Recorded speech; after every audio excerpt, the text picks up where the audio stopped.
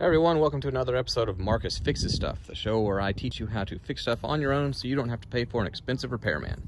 Today we're back at my 2011 Jeep Grand Cherokee and we're going to replace the support arm that holds the hood up. And if you watch, we're going to replace that arm right there because it doesn't work at all. The first thing we're going to do is take the old arm off. I've propped up the hood so I can safely get under there. And we're going to pry off little spring brackets that hold this thing in place. Now, I've already got the one off of here. It just pops right off with this screwdriver.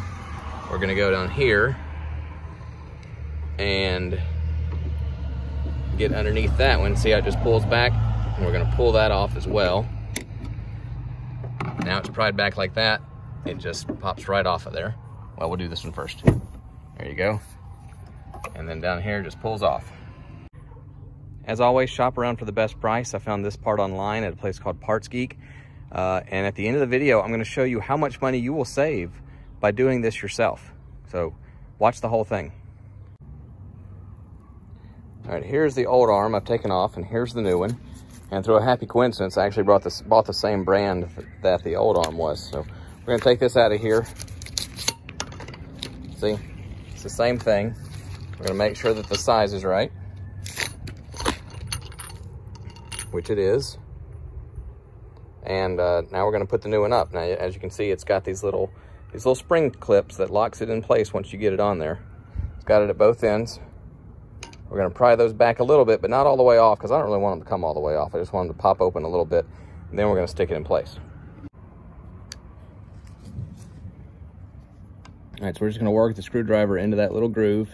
And like I said, I don't want to pop it up all the way, just enough. There we go.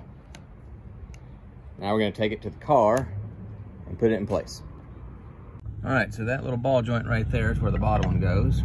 Pop it on there, and then we're going to push the bracket in place like that. And then this ball joint up here is where this one goes.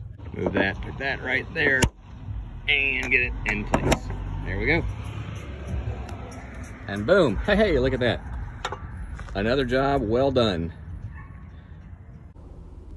I did some research and made some calls and found that if you get this same job done at a dealership or a mechanic, they're going to charge you at least $129.